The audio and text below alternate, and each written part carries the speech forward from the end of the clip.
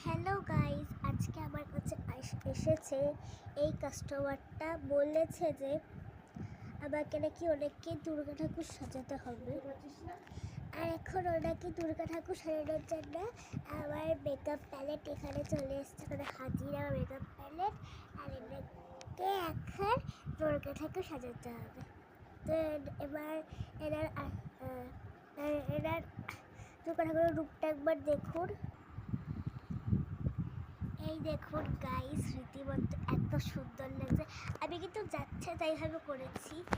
দেখুন এত সুন্দর লাগছে, আমি ভাবতেও পারিনি যে এত ভালো লাগবে দেখতে।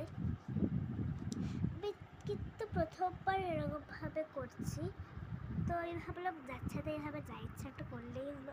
তো না, ওনাকে যা অসাধারণ লাগছে, যা সুন্দর লাগছে, পুরো প্রাউড অফ হার।